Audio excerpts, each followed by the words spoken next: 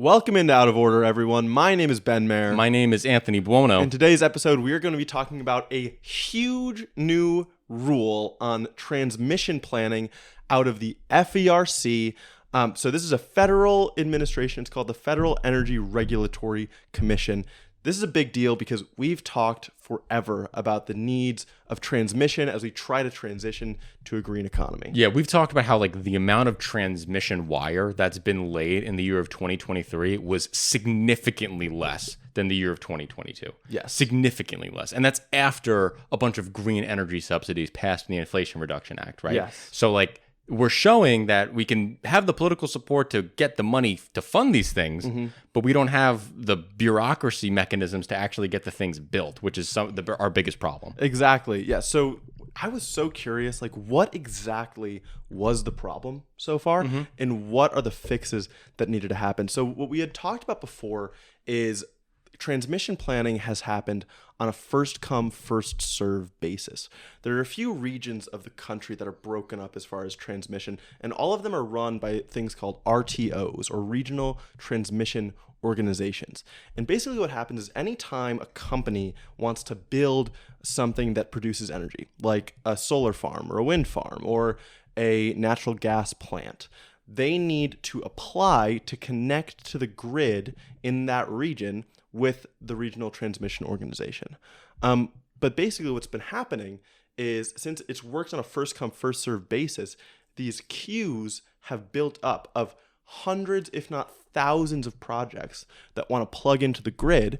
And these RTOs have to go over all of these projects to understand what kind of additional load and stress they're going to be putting on the grid and what kind of changes would need to be made to be able to accommodate them. Okay. Are these regional transmission organizations, are these government things, or are these private entities that cooperate with the local governments, or is it fully...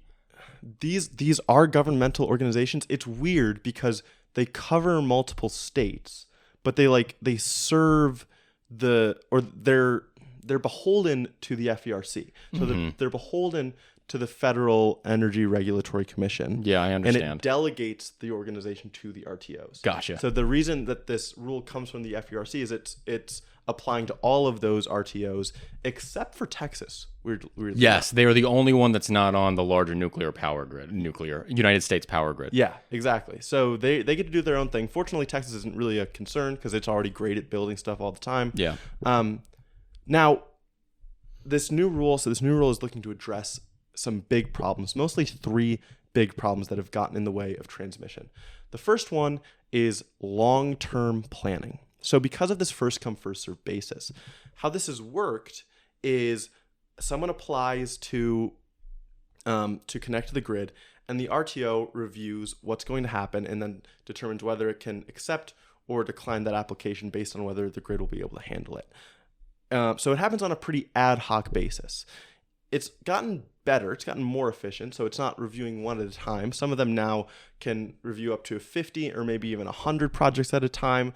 But those assessments still take years. And all of these RTOs have many hundreds of projects waiting in the queue. So this is important to have this long-term planning so that the grid is already being prepared for all of this additional energy connection by the time that these applicants are submitting. Yes, and we know in the United States, our demand for power is far exceeding our ability to transmit that power. Yes. With the rise of industries like AI that require massive amounts of data centers, this is going to be what's going to make our economy able to function with all of these new heavy electricity necessary industries. Yeah, and besides just the needs for more capacity, there's benefits to think about, like economic benefits, reliability in terms of climate events that might happen. So even if we were stagnant at this energy level, we would want long-term planning to be able to upgrade to involve more renewable sources to be more reliable. So the rule now requires that these RTOs undertake long-term planning for 20 years. So 20-year time span of planning for every 5 years. This is a huge difference from what they've been doing. furthermore, their planning has to take into account at least 7 different transmission benefits. And this is a big deal because previously, transmission planning might only focus on one benefit, and then it'll lose, like you won't have the reliability component or the economic benefits component, or before they didn't even consider the climate effects. Right. And now they're able to because of this new rule. Right. So it requires that at least 7 different benefits are taken into account. And then the second, this is in the planning category. The second category is the split of payment. This is a huge deal. I read a transcript of a Planet Money podcast to really understand how this works. I didn't notice this before about transmission. So basically, a company will submit to an RTO a plan that it wants to connect, and they wait and they wait and they wait for it to be reviewed. And then at the end of the review process, say this RTO, like I said, is assessing 50 projects at a time. It'll figure out what kind of upgrades need to be made to the grid to enable these 50 projects to connect. Be like, okay, we have to upgrade these transformers here. We have to install new power lines here. We need to build new power lines in these different parts of the land here. And then after that, the cost for the grid upgrades is all passed on to the energy developers. So I read this story about a few Native American tribes in North Dakota that banded together and made a company to build a wind farm. And this was like 20 years in the making. And they submit their project to the RTO, and they're waiting and they're waiting. And their project they had estimated up front was going to cost like $1.2 billion to develop this wind farm. Okay.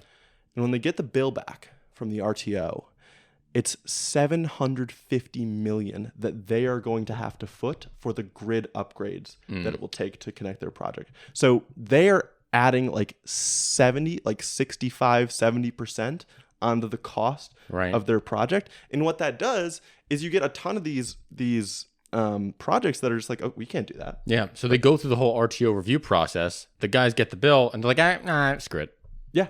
Yeah. So after years, this happened. So now a great thing that this rule did is it distributes costs among the power generators, the companies, between the states that are getting the transmission benefits and the utilities that are going to disperse the power. Okay. So it's going to help a lot of development actually happen. And then the last thing that it does is it addresses siting. Siting, of course, this is the same type of problem with all of the other permitting we've talked about with zoning, say in any locality where they don't want the transmission lines to go up because it's going to look bad or something. And what the FERC did was it set out specific national interest corridors where they can issue permits to build kind of in different places that are of the national interest throughout the U.S. to make sure that they're robust enough in their power generation. And there are a bunch of different areas, the Mountain Northwest, the Delta Plains, the Midwest Plains, New York and New England. Yeah, one I want to really highlight here is Manhattan Island. Yeah. That's huge. Yeah, New York, Mid-Atlantic, because I guess they know how much demand there's going to be there, right? Yeah, that's huge. That's really huge. So yeah, that's pretty much everything I have on this new rule. It's a huge deal. Do we think that by having to look at these 7 benefits, the RTO has to go and review these 7 things, not just one? Do you think that's going to increase the timeline for these things? I was worried about that too, but I think it's more. I was worried about that with all of the upfront long-term planning. Right. But I think it's going to be worth it.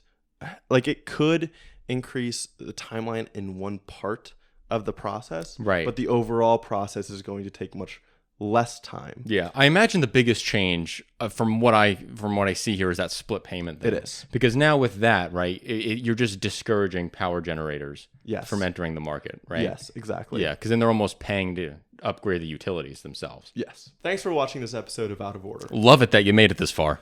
This week on Patreon, we've got an update in the Montana Senate race with John Tester. We've got the U.S. and the Taiwan navies doing joint exercises, and the Biden administration has revoked a license to sell semiconductors to Chinese company Huawei. In addition to that, we have our deep dive this week on Chinese overproduction. Is it a good thing? Is it a bad thing? Is it a threat to global markets or a positive? Well, find out on our Friday video.